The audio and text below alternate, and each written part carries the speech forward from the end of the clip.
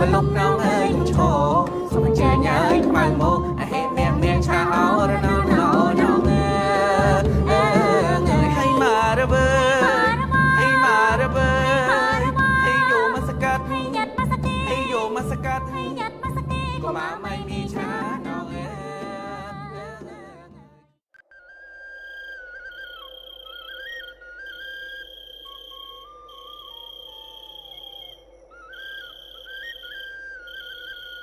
ពេលវេលាបានរត់សັດផុតបាត់ទៅឆ្ងាយហើយក៏មិនអាចភ្លេចបានឡើយនៅរឿងរ៉ាវជាច្រើនដែលបានកើតឡើងជាបន្តបន្ទាប់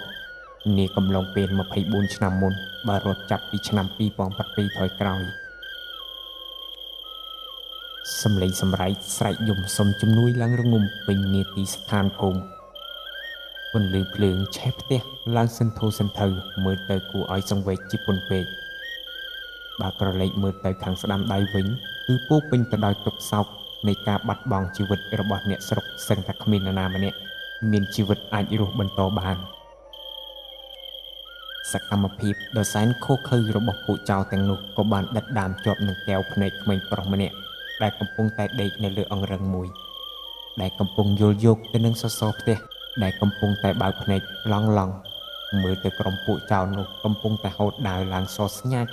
កាប់ទៅលើម្ដាយខ្លួនហើយក៏បណ្ដាលឲ្យខ្ទាតឈាមហូរមកដាបស្រោចពេញលើខ្លួនក្មេងនោះបើសិនជាយើងសាកស្រមៃមើលទៅច្បាស់ណាស់ថាអ្នកទាំងអស់គ្នានឹងឃើញដូចជាខ្ញុំបានគិតដែរហើយក្លិនឆ្អាបនៃឈាមមនុស្សស្លាប់បានរសាត់ទៅតាមខ្យល់ដែលកំពុងបក់បោកពីឆ្វេងទៅស្ដាំហើយក៏បានជះក្លិនឆ្អាបទាំងនោះទៅដល់ហ្វូងសត្វកាចសាហាវជាច្រើនបានមកហាំស៊ីសាច់សពទាំងនោះប្រៀបបីដូចជាពុំដែលបានស៊ីសាច់ជាយូរថ្ងៃណាស់មកហើយមូលហេតុនៃហេតុការណ៍ដែលបានកើតឡើងទាំងអស់គឺវាសុទ្ធតែមានការក្រងទុកពីអ្នកភូមិគ្នាឯងដើម្បីចង់បាននូវទ្រព្យសម្បត្តិនិងចង់បាននូវអំណាចជាមេភូមិដើមហេតុនិងហេតុការណ៍ទាំងអស់មានដូចតទៅកំពង់ចាមឆ្នាំ1983នៅក្នុងភូមិមួយដែលរស់នៅដាច់ស្រយាលពីភូមិដទៃហើយមានប្រជាជនរស់នៅយ៉ាងសុខក្សេមក្សាន្តណាមួយទៀតប្រទេសទើបតែរួចផុតពីទុក្ខក្រៀមក្រំនៃរបបកម្ពុជាប្រជាធិបតេយ្យខ្មែរក្រហមប៉ុលពត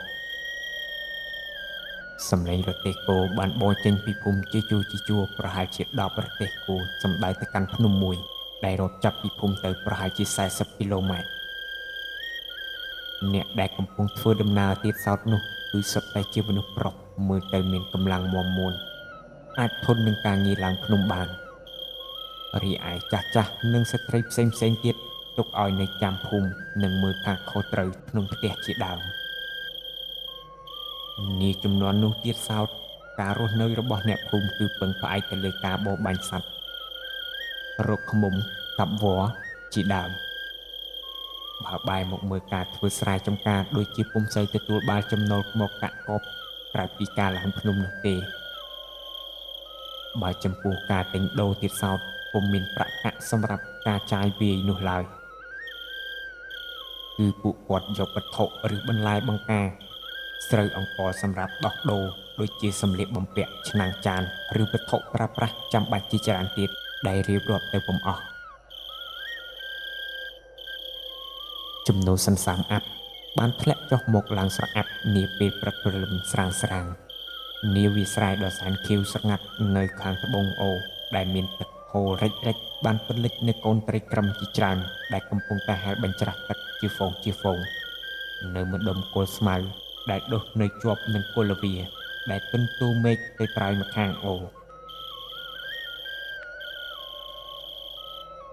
បើយើងសម្លឹងមើលកាន់តែយូរនោះច្បាស់ណាស់ពិតជាឃើញមាននៅកូនអណ្ដើកតូចដែលកំពុងតែហែលរេនៅក្នុងទឹកធ្វើឲ្យខ្ញុំរលឹកទៅដល់កាលវ័យកុមារភាពជាមួយនឹងមិត្តភ័ក្តិ4ទៅ5នាក់នាំគ្នាចុះចាប់កូនត្រីក្រឹមយកមកជុលគ្នាលេងជាមួយមិត្តភ័ក្តិ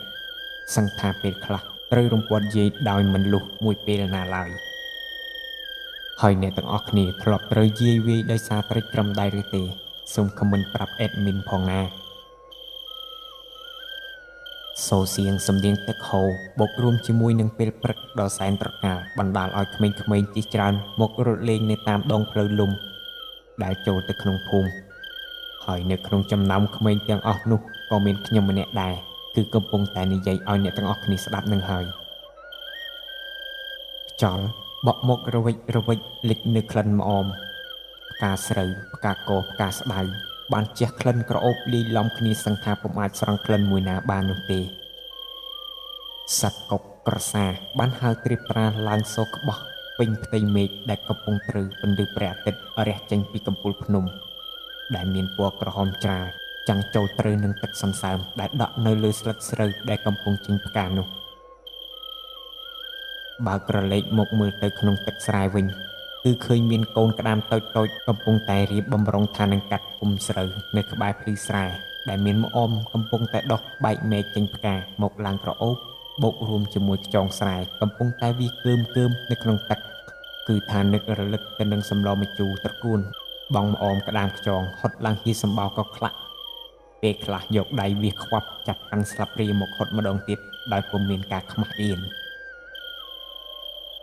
ដល់គិតពំយូរណាមួយត្រង់ដាក់ត្រីកំពុងតែស្ពាយនៅនឹងខ្លួនទៀតសោតនោះខ្ញុំក៏បានចាប់ផ្ដើមដំណើរការចាប់ខ្យងក្តាម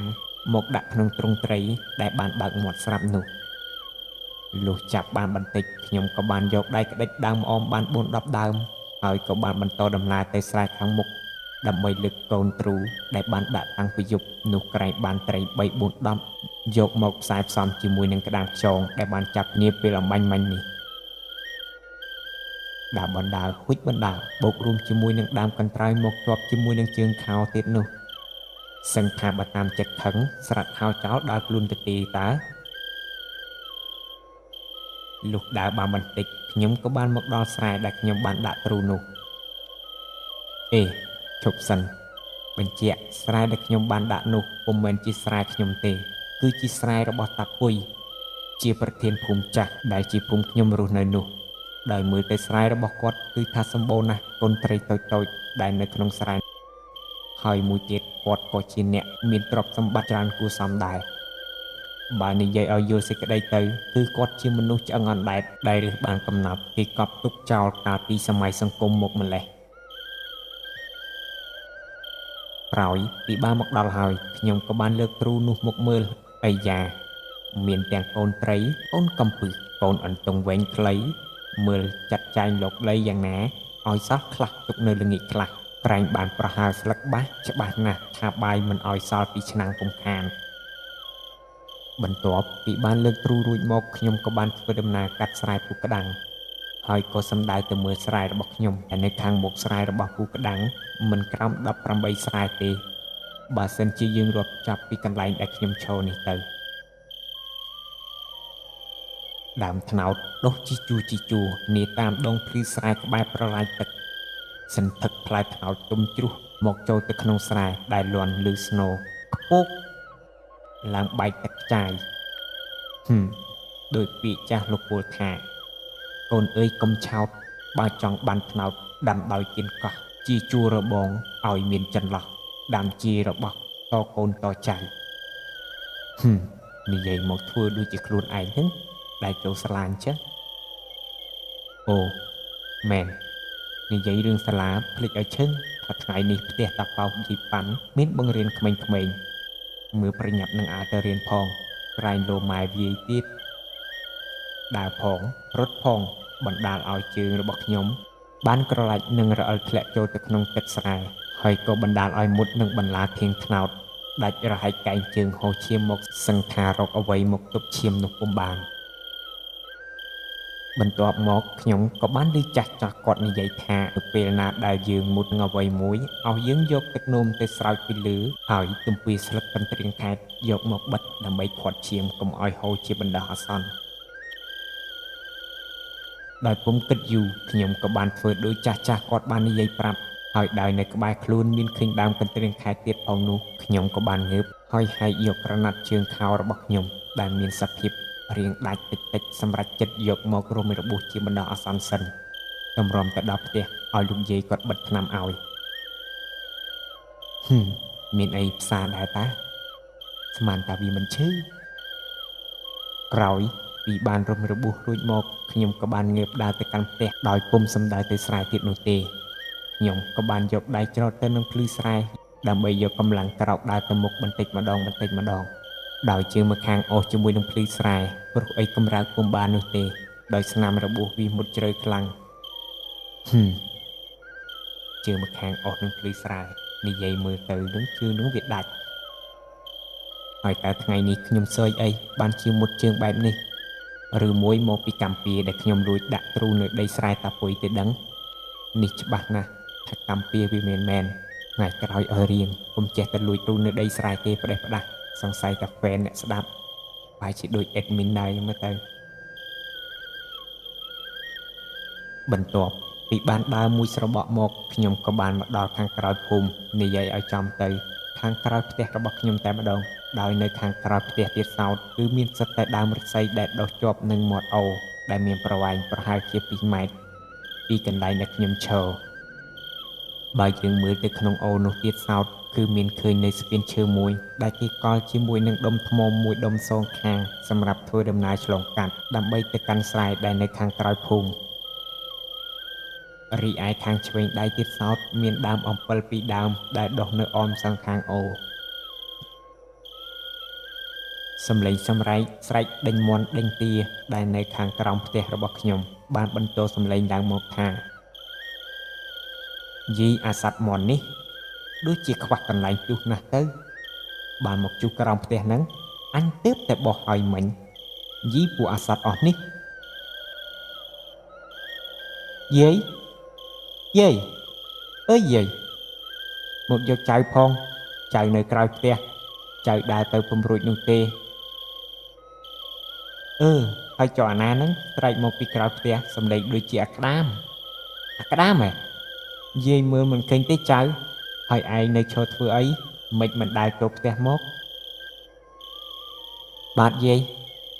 ខ្ញុំអាក្តាមយាយមកយកចៅផងចៅដើរទៅពំរួចនោះទេព្រោះជើងចៅមុតនឹងធៀងថ្នោតណាលោកយាយយីអើអាមិនឲ្យចៅជីដូនមកចាំយាយទៅយកទៅធัวឲ្យចៅយាយឲ្យនៅផ្ទះមិនចង់នៅទេចង់ទៅដាក់ទ្រូយាយប្រាប់ឲ្យមិនស្ដាប់ម្ដាយឯងគេទៅមើលស្រែនៅលិចភូមិនោះបាត់ទៀតពុកឯងវាក៏ទៅឡើងភ្នំអង្គុយនៅលើគ្រែសិនទៅមើលចេះឯណាយកក្រណាត់មករំជើងទៀតចាំយាយសិនណាយាយទៅយកថ្នាំមកបិទជើងឲ្យនិយាយរួមទៅលោកយាយខ្ញុំគាត់ស្រឡាញ់ខ្ញុំណាស់ទៅណាមកណាគាត់មិនចង់ឲ្យខ្ញុំទៅនោះទេព្រោះខ្លាចខ្ញុំមានគ្រោះថ្នាក់ដូចជាបានឃើញនេះហើយណាមួយគាត់គឺជាអ្នកមើលថែខ្ញុំតាំងពីតូចមកម្លេះបើនិយាយពីពុកម៉ែខ្ញុំវិញគឺពួកគាត់ពុំសូវមានពេលណាមកមើលថែដិតដល់នោះទេគឺព្រឹកចេញប្រលប់ចូលដោយទុកឲ្យលោកយាយជាអ្នកមើលថែខ្ញុំអាក្តាមចៅបាទលោកយាយឯងទ្រាំតាណាយាយចាក់ស្រាលាងជើងឯងចេញមើលដាច់ធំណាស់នេះសំណាងហើយវាមិនដាច់សរសៃកែងកុំអីឯងប្រហែលជាដើរពុំរួចនោះទេអ៊ុយយាយតិចចុកណាស់យាយទ្រាំសិនទៅ4ទៅ10ថ្ងៃទៀតវានឹងជាហើយ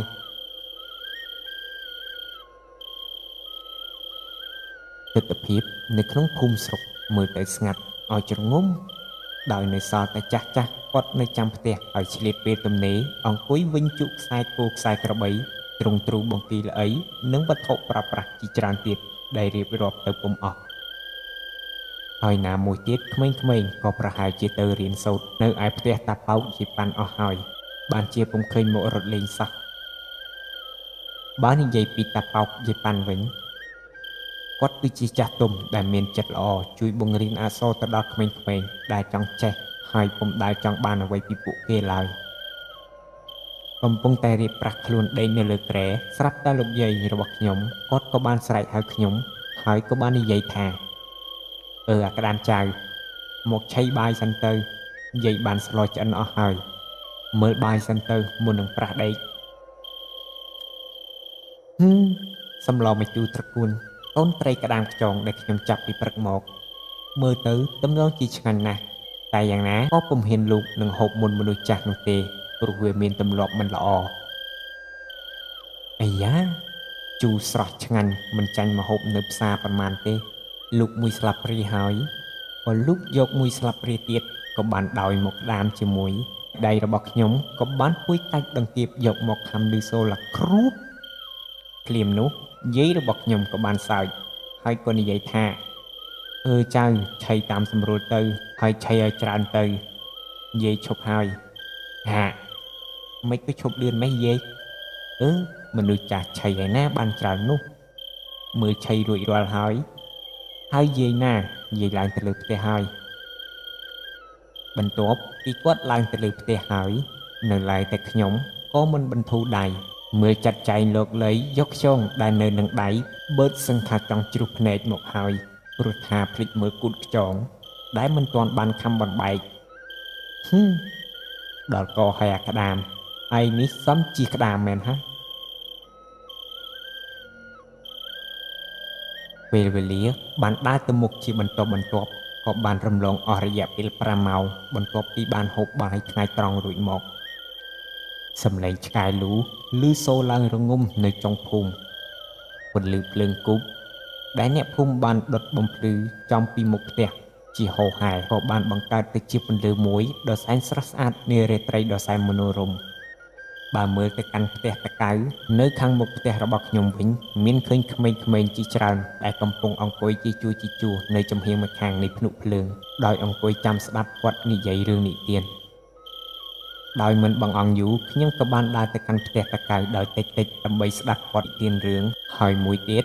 ខ្ញុំចូលចិត្តស្ដាប់ការនិទានរឿងរបស់គាត់ណាស់ព្រោះស្ដាប់ទៅមានការសើចនិងជក់ចិត្តតាមសាច់រឿងដែលគាត់និយាយមកនោះអស់ពីរឿងមួយចូលទៅដល់រឿងមួយទៀតនោះស្រាប់តែម៉ែរបស់ខ្ញុំគាត់ក៏បានស្រែកពីលើផ្ទះមកថាអាក្តាមកូនស្ដាប់ប៉ុណ្ណឹងបានហើយមើលមកផ្ទះនឹងអាចចូលដេកពួនកូនវាជារឿងធម្មតាទៅហើយសម្រាប់ក្រុមគ្រួសារខ្ញុំជាប្រចាំមើលឲ្យតែយប់រៀងជ្រៅបន្តិចនាំគ្នាដេកពួនអស់ហើយក្រោយពីបានហៅភ្លាមនោះខ្ញុំក៏បានងើបហើយដើរទៅកាន់ផ្ទះរបស់ខ្ញុំដែលនៅទល់មុខផ្ទះរបស់តាកៅជំហានជើងបានឈានឡើងលើផ្ទះមួយដោយព្រួយនឹងជើងកំពុងឈឺសំឡេងរុញទ្វារផ្ទះឮសូរខ្វាក់ពេលនោះម៉ែរបស់ខ្ញុំគាត់ក៏បាននិយាយថាមើលបិទទ្វារតិចកូនយាយគាត់កំពុងតែសម្រានខ្ញុំក៏បានរុញទ្វារបិទដោយថ្នមខ្លាចក្រែងឮសំឡេងរំខានទៅដល់លោកយាយគាត់កំពុងសម្រាននៅក្បែរជ្រុងម្ខាងនៃចំហៀងខាងឆ្វេងដៃ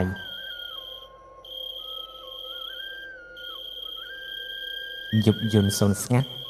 បាំងបាត់អស់មនុស្សសាមានតែសំឡេងសត្វឆ្កែសត្វឆ្មា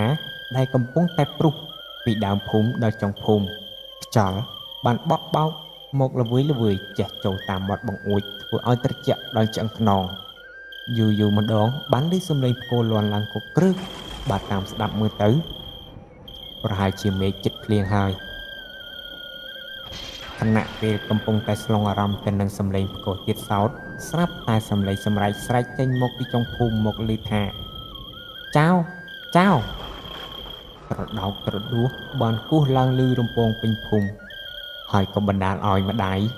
និងលោកយាយខ្ញុំភ្ញាក់ពីដំណេករួចស្ទុះទៅបិទទ្វាររួចហើយក៏ឲ្យខ្ញុំរត់ចុះទៅតាមទ្វារក្រោយវត្តទៅលើផ្ទះតែម្នាក់ឯងដោយនិយាយមកថាអាក្តាមកូននាំយាយរត់ទៅតាមផ្លូវក្រោយទៅបន្តិចទៀតម៉ែទៅតាមក្រោយ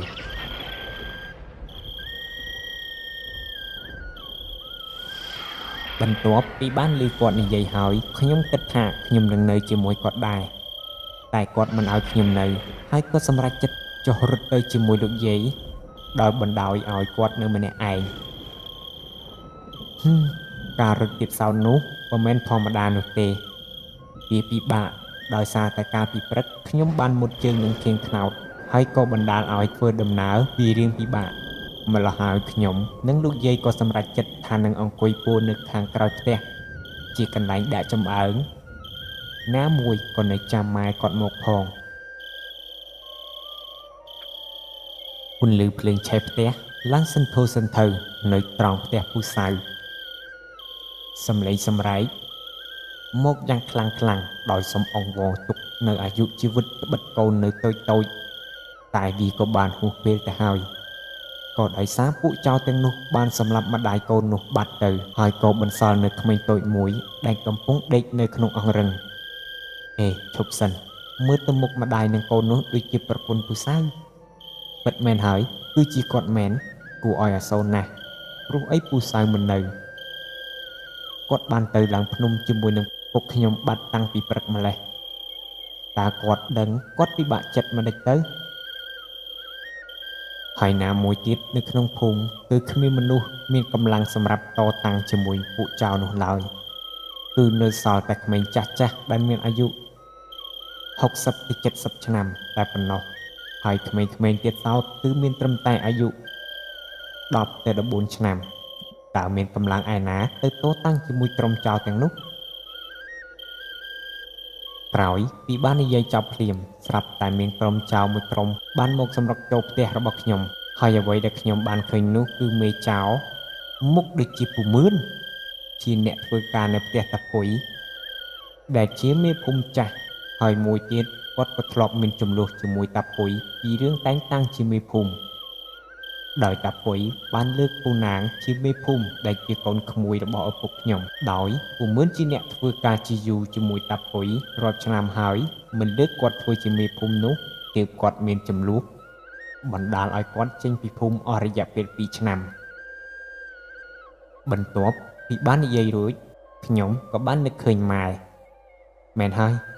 ម៉ែនៅលើផ្ទះខ្ញុំទៅមើលម៉ែសិនរៀបនឹងដើរទៅហើយស្រាប់តែលោកយាយខ្ញុំក៏បានចាប់ដៃរបស់ខ្ញុំហើយគាត់ក៏បាននិយាយថាណែចៅកុំទៅអីព្រោះម្ដាយឯងមិនអីទេមិនអីយ៉ាងម៉េចយាយគាត់នៅលើផ្ទះទេខ្ញុំនឹងទៅជួយម្ដាយខ្ញុំសិនណែចៅស្ដាប់យាយម្ដាយឯងបានចុះមកពីពួននៅក្រោយគុំអាស័យក្បែរអូណក្រោយពីបានស្ដាប់គាត់និយាយចប់ភ្លាមហើយក៏បន្តអង្គុយនៅស្ងៀមដោយភ្នែករបស់ខ្ញុំកំពុងតែមើលទៅកាន់ក្រុមចៅទាំងនោះកំពុងតែបំផ្លាញរបស់របរនៅក្នុងផ្ទះបន្ទាប់ពីបានមួយសន្ទុះមកស្រាប់តែមានមនុស្សរត់មកប្រាប់ទៅកាន់ពូមឿនដែលជាមេចៅនោះថាតាពុយនិងក្រុមគ្រួសារគាត់បានស្លាប់ដោយសារភ្លើងឆេះផ្ទះបាត់ទៅហើយពួកចៅទាំងនោះក៏បានសោយខ្លាំងហើយក៏បាននាំគ្នាចេញពីភូមិក៏សម្ដៅចូលទៅក្នុងព្រៃបាត់ទៅដោយបានបន្សល់នៅទុកក្រៀមក្រំឲ្យភូមិស្រុកដែលខ្ទេចខ្ទីដោយសារតែពួកចៅសាមានហ៊ានសម្លាប់សូម្បីតែអ្នកភូមិឯង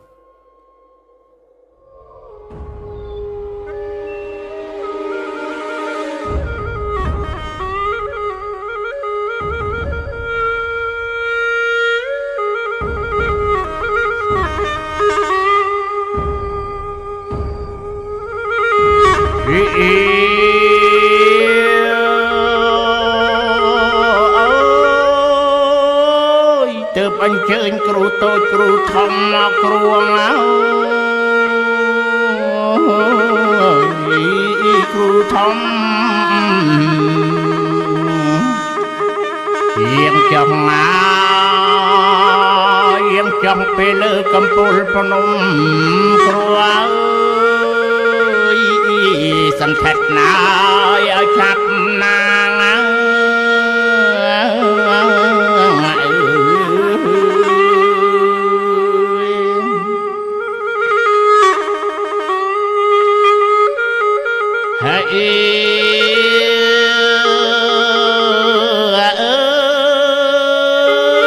កន្តោមខៀវឲ្យអ្នករៀងមក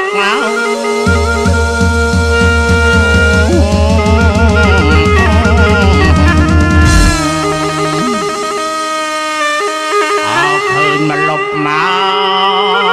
កឃើញមកលុបកុំជ្រកគ្រូ